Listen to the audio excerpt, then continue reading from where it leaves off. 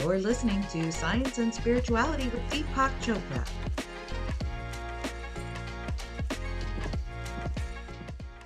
Hello, my friends. This is Dr. Deepak Chopra, and it's my privilege to have a very special guest. I'll tell you a little bit about him, and then we'll all learn a lot from him. We're continuing these conversations with what I call a motley group of sages, scientists, psychotics, and geniuses. So you'll have to decide which category this conversation fits into. But it's my great pleasure to invite today Robin Carhart-Harris, a professor at UCSF, where, by the way, I also teach at the medical school. So it's a great privilege to have you now as a colleague as well. And I have been following your work, Robin, and big fan, watched all your videos, looked at your TED Talk, looked at some of the papers you've published. So very grateful that you can join this conversation. Thank you, Deepak. It's an honor and privilege to be here with you. Thank you. So let me just tell you very briefly, 1966 in medical school in India, All India Institute of Medical Sciences. I was part of a controlled experiment with LSD from Harvard Medical School. And where there were several medical students who were given a placebo, and I happened to be in the LSD group. And so 66, probably before you were born, way before you were born. Yeah, 1980.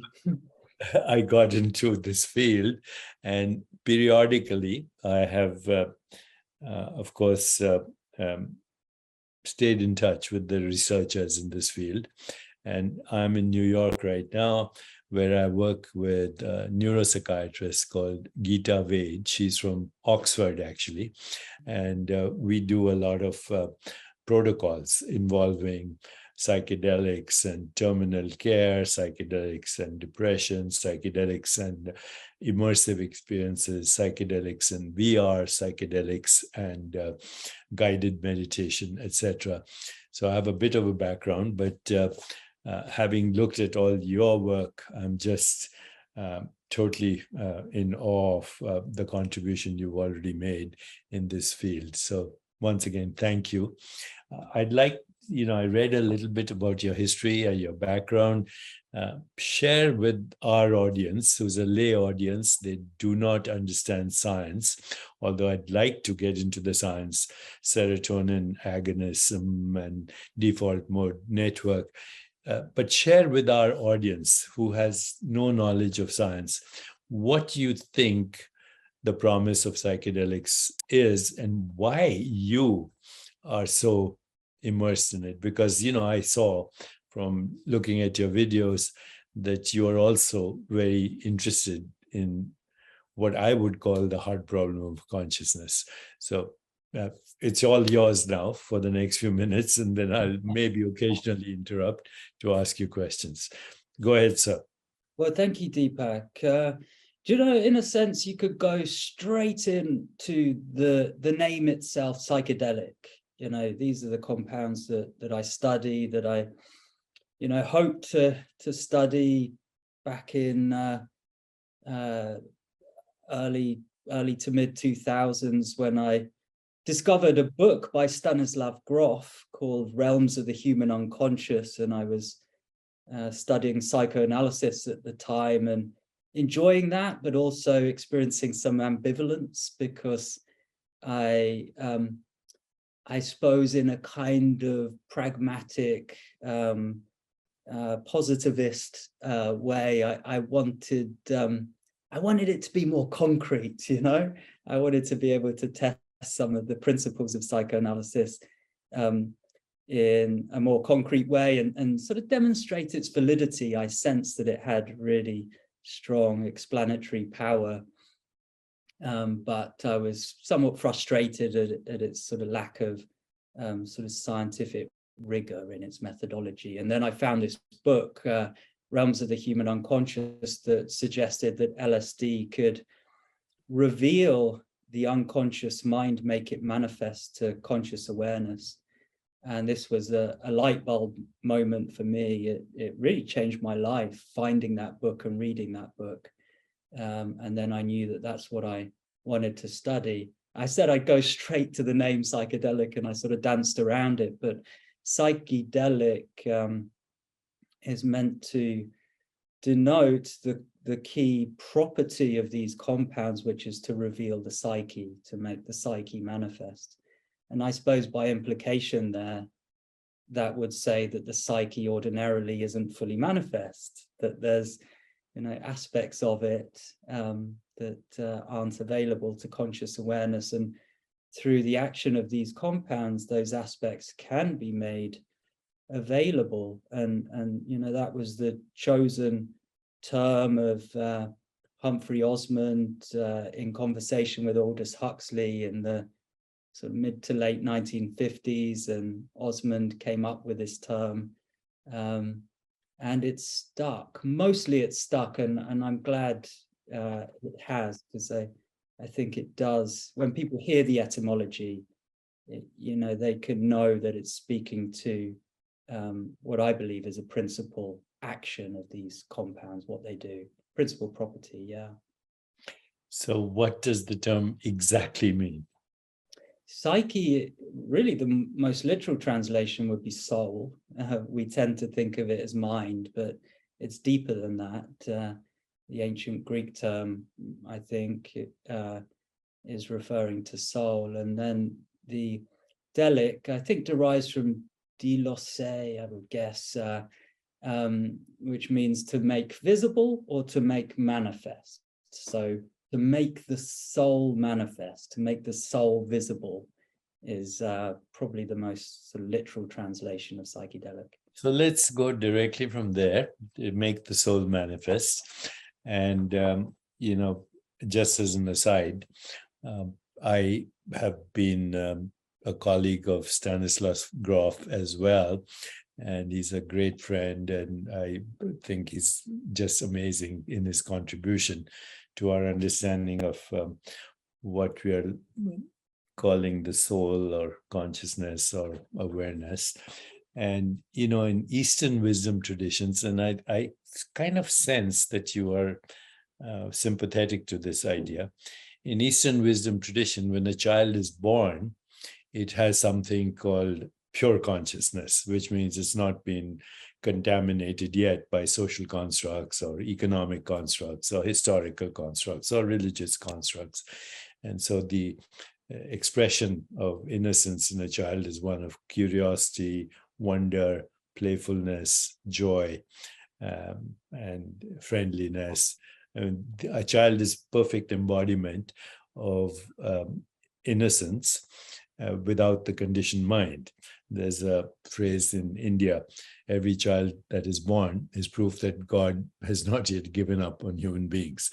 So looking at what you've been saying in some of your videos is that perhaps the most important contribution of psychedelics is to actually bypass, or for the moment go beyond, the conditioned mind. So we return to that original state of innocence, which is not only innocence, but is also combined with curiosity, very creative. That therefore creativity can also be unleashed as a result of going beyond the conditioned mind, and you being the science behind it. I would love to hear from you about default mode network and serotonin agonism, which I've been reading is some of your contribution. In fact, is a lot of your contribution. Yeah, well, we do know to an extent what these classic psychedelics do in the brain. So we know that they work on the serotonin system, a really important neuromodulatory system that tunes the brain in particular ways. Serotonin does a lot of stuff. In fact, most serotonin is actually outside of the brain. I think 90% plus is actually in our gut. But in the brain, it does some important stuff. No doubt it does important things in the gastrointestinal system. But yeah, in the brain, it's involved in mood and cognition and sleep and conscious states. And we know that psychedelics, they stimulate a certain serotonin receptor. And these receptors are like, they're kind of like locks. If serotonin's the key, they're like locks that when unlocked will, tune brain function in different ways. And there's loads of these serotonin receptors. Serotonin is a really complex system involved in a lot of different things. But we know with a pretty good degree of precision and confidence that a particular serotonin receptor, it's called the serotonin 2A receptor, is a critical component of the action of psychedelics.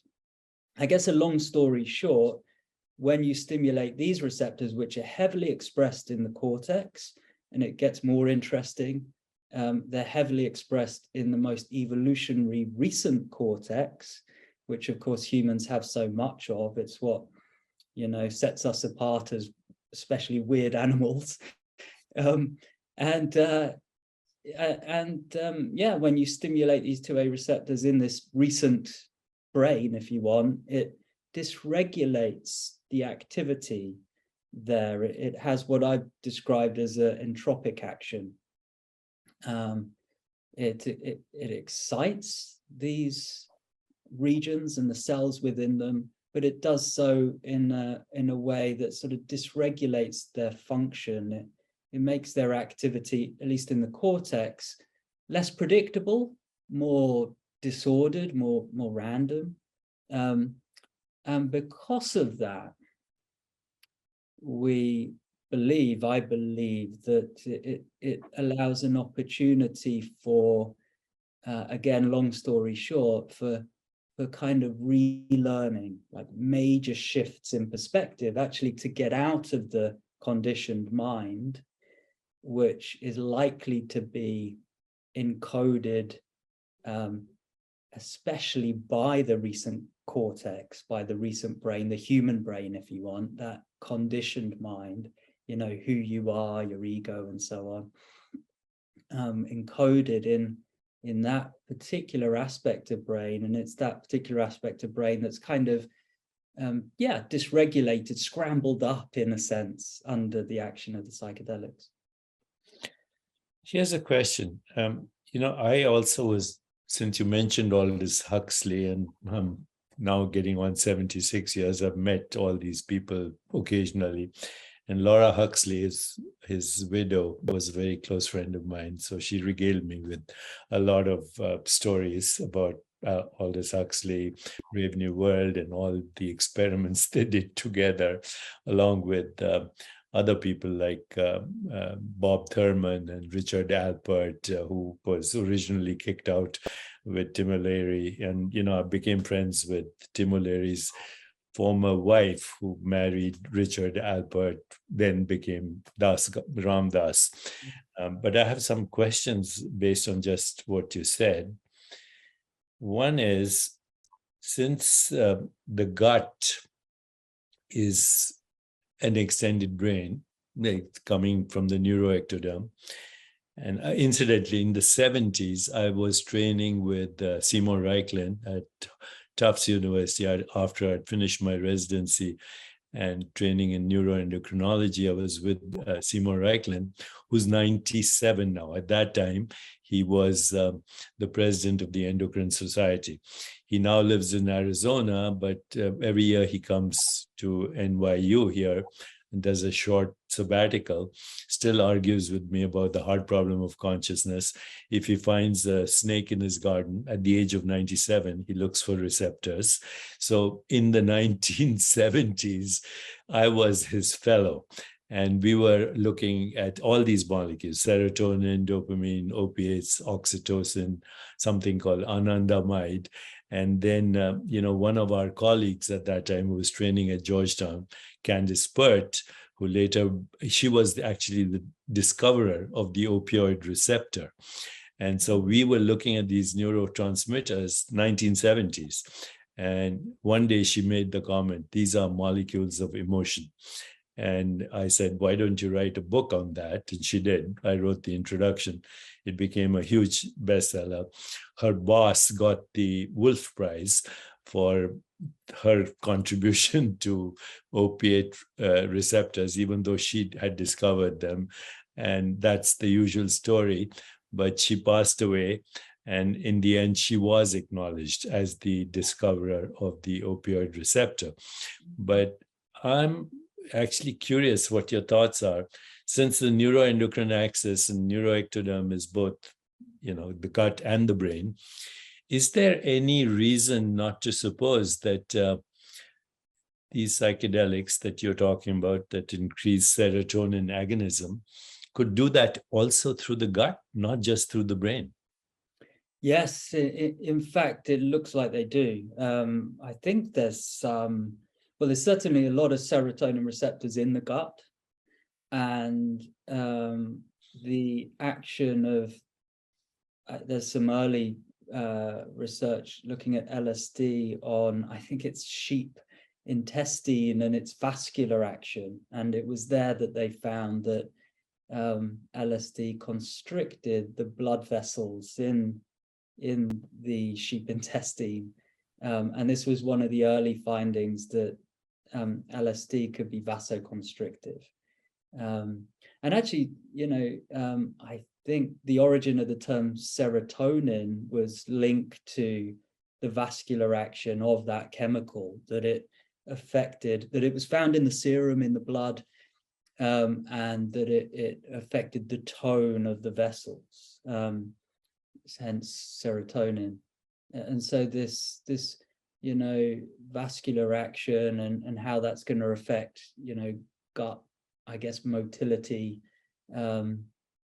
is part of the picture. It's part of the picture. And of course, we, personally speaking as well, can be quite brain-centric in my approach to these compounds, in our approach.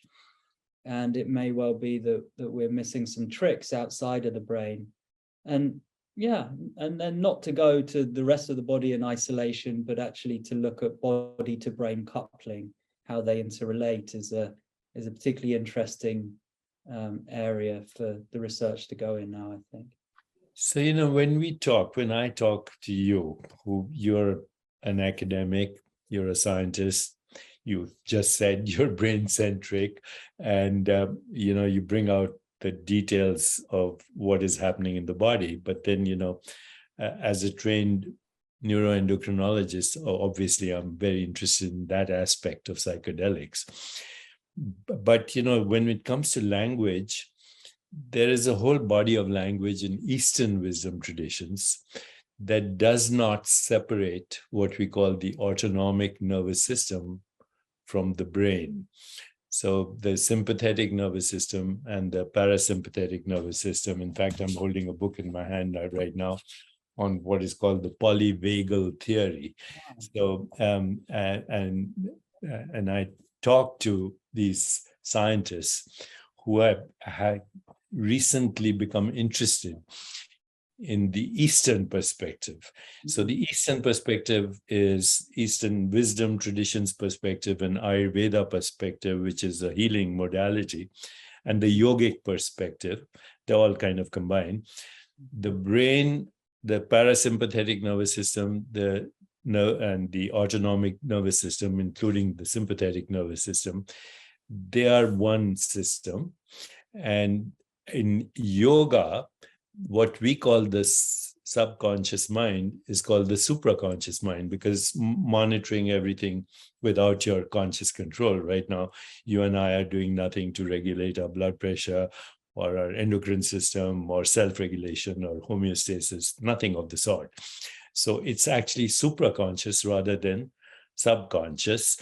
And the yogis train themselves to actually bring the subconscious to the conscious level or the supraconscious, so we can actually influence directly vagal tone through various procedures, breathing exercises, yoga, toning, many things. We understand the anatomy of the polyvagal theory, And we can actually bring to the conscious awareness what's happening in the so-called subconscious mind, which we call supraconscious.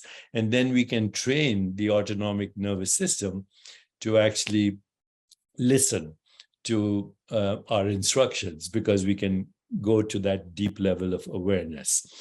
And what is becoming very clear in that aspect is that the mind that we call conscious is the least conscious. That we call subconscious is the most conscious, because eavesdropping on everything that's happening in your body.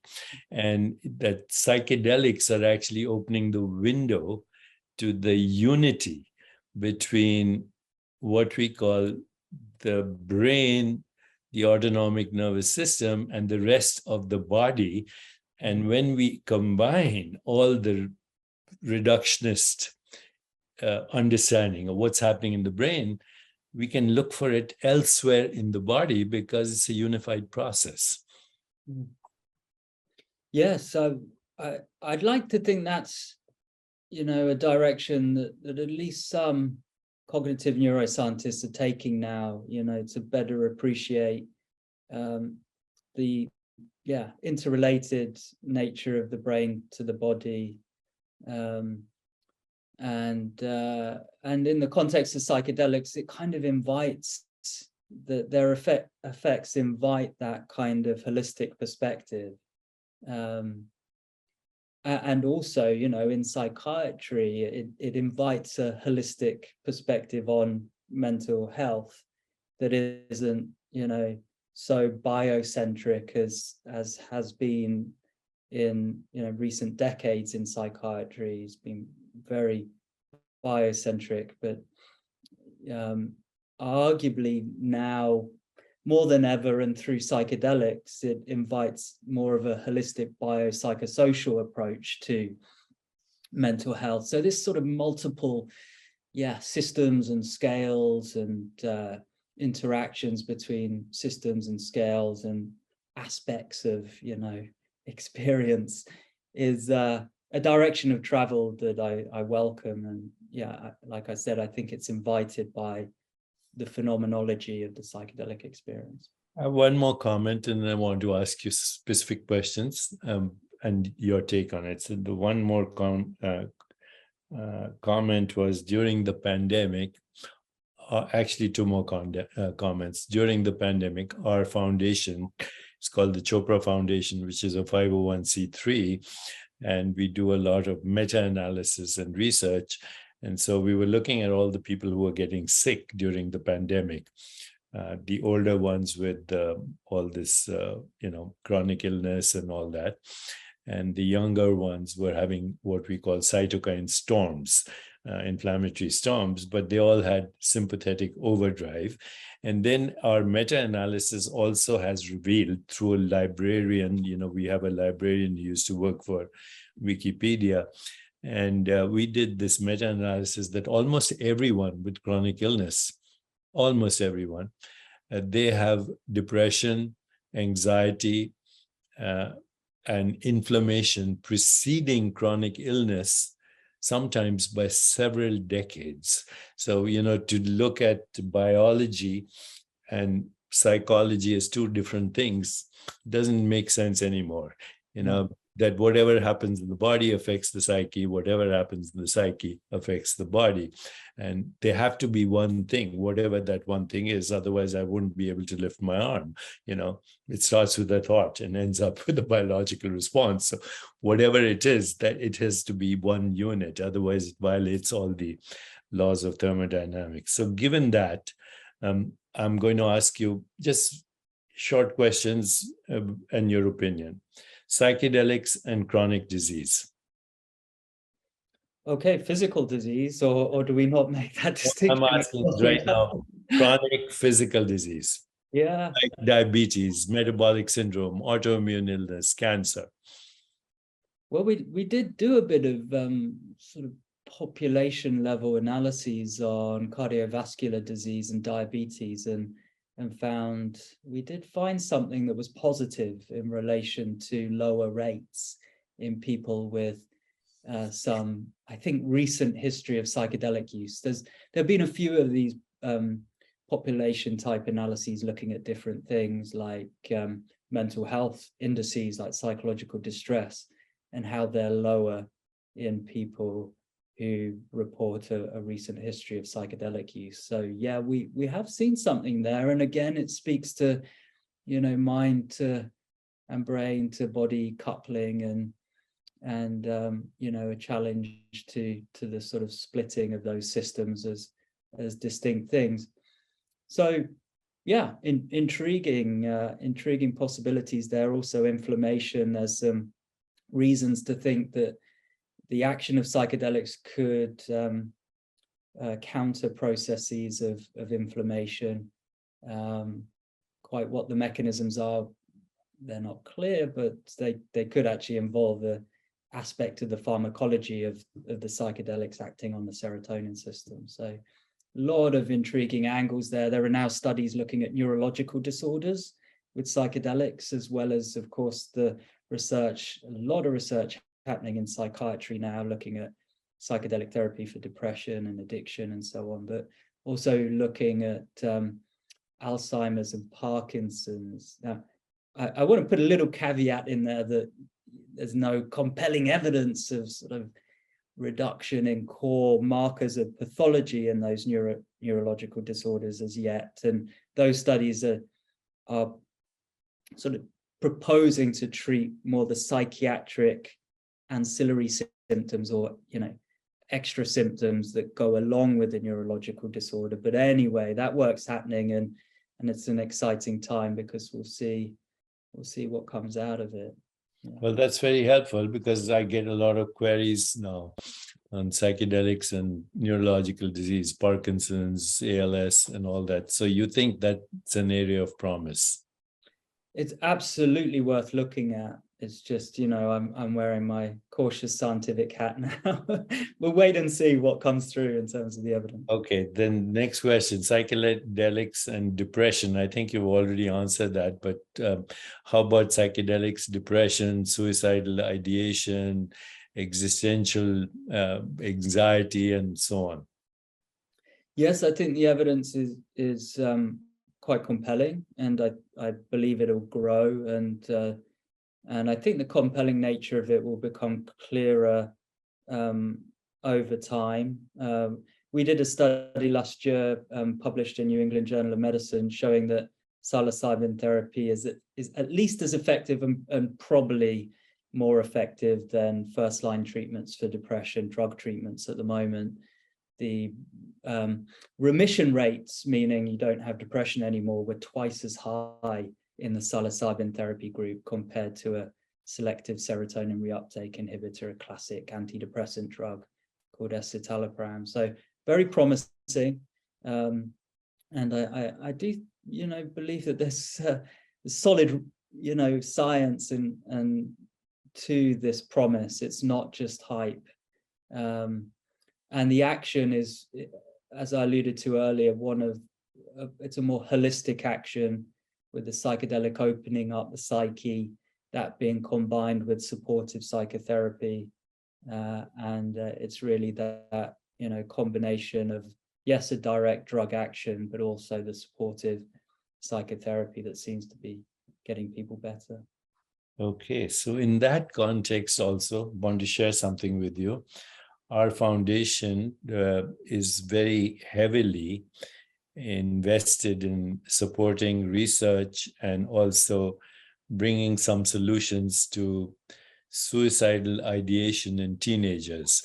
So, as you probably know, it's the second most common cause of death in teenagers is now suicide.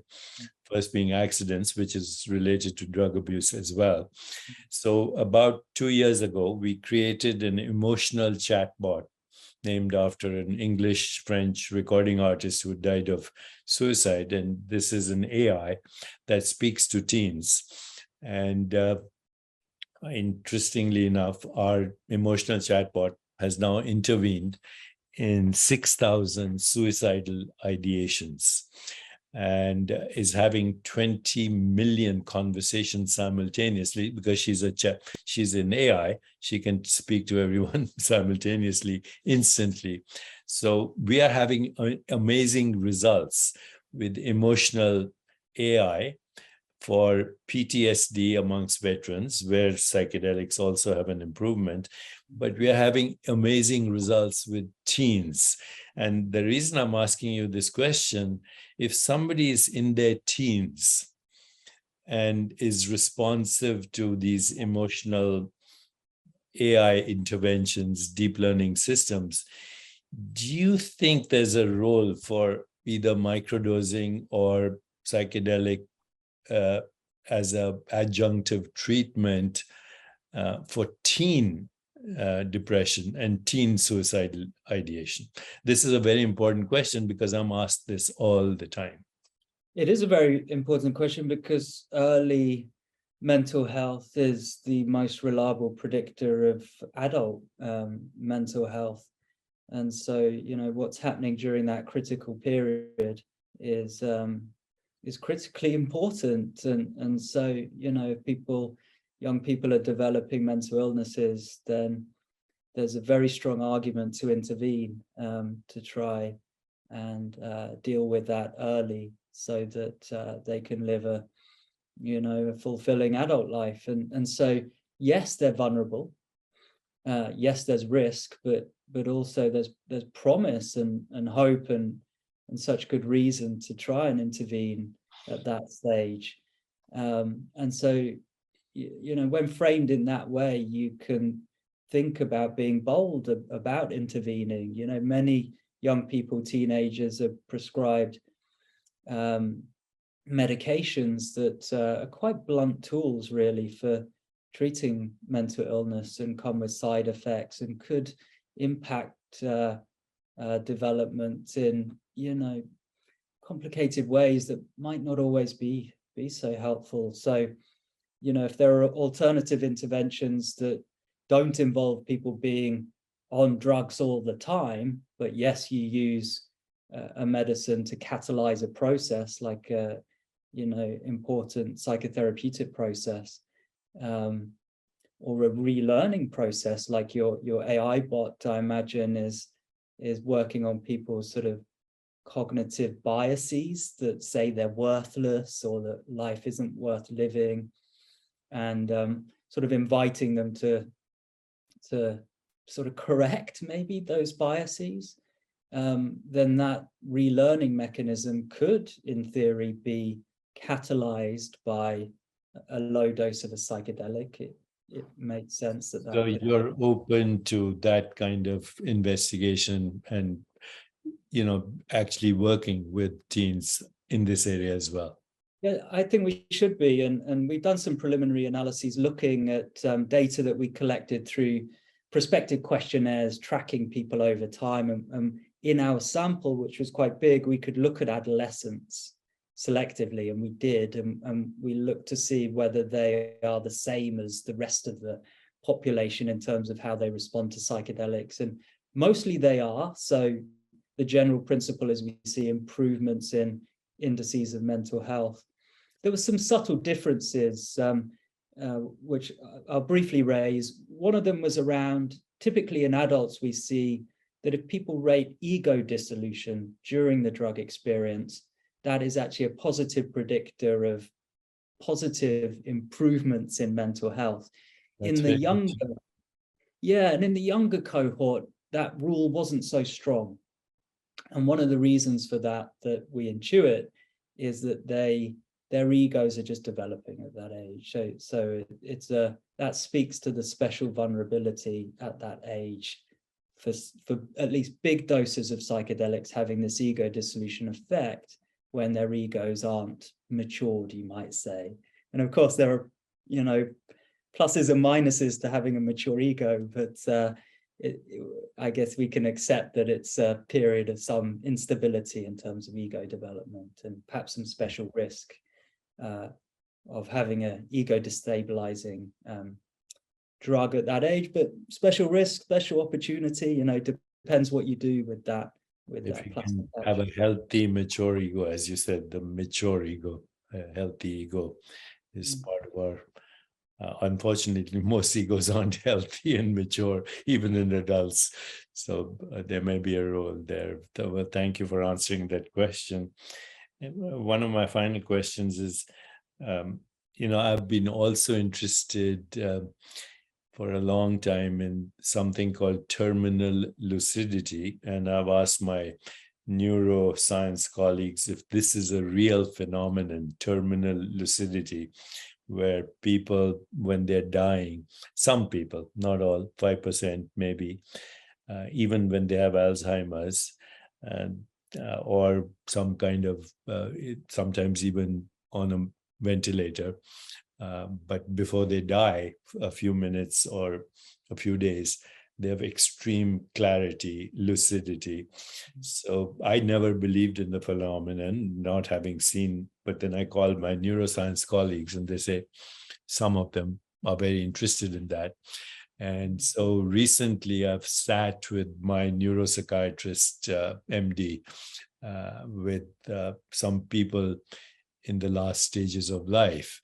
And particularly one example was my own literary agent who's worked with me for 35 years, and she was very close to me as a family. I've written 95 books and she helped me with a lot of them. And she was dying of brain cancer recently. So I sat with her with a ketamine session, and she had such clarity and such joy at that experience that she was not at all afraid of, transitioning from this life to the next, or whatever that dimension is, if any. But what do you think of psychedelics and terminal care, and especially in, terminal care with compassion, which a lot of patients don't get? Yes. Well, some of the most compelling and human research that's been done with psychedelics in recent years has focused on anxiety and depression in relation to terminal diagnoses and the dying process and the prospect of dying, the closer prospect of dying. The likes of Roland Griffiths and the Johns Hopkins team, and Stephen Ross and others at NYU, Charlie Grove, UCLA. I mean, there's some fantastic work in this area looking at psilocybin therapy for end-of-life anxiety. It's very promising. It's very human. Maybe somewhat sadly, it hasn't been picked up by medicine regulators in the way that, say, psychedelic therapy for depression and PTSD has been, because they don't recognize it as a diagnostic category. What is fear of dying? That's just a universal human thing, but does it have to be? I just recently read Timothy Leary when he was given his terminal cancer diagnosis, and perhaps in sort of typical Leary-esque style, said he was thrilled and he was going to throw a death party. And it's sure you might say, oh, he's using humor as an escape mechanism, defense mechanism there, but it's kind of funny. And there is other cultures, of course, have a different approach to dying, and the way Buddhism looks at the dying process, I think, can be very, very healthy. So there's more good work to be done in that space. Absolutely. You do encourage that. You do encourage. Absolutely, and people can intuit the mechanism. When your life is close to ending, the ego will rage against the dying light, and it doesn't want to go. And it's a natural and human reaction. But just to invite that letting go, and to have the psychedelic and its ego dissolving action sort of show the individual, the living being, that it's not something necessarily to be so scared of. Is very, very powerful. So since you mentioned Timothy Leary, I'm going to just turn the computer screen so you can see something. You see that painting that I just came into view? Ah, yeah. That's cool. Timothy Leary, painted during the last phase of his life, as he was going through the psychedelic experience. Let me show you the painting close up. Okay.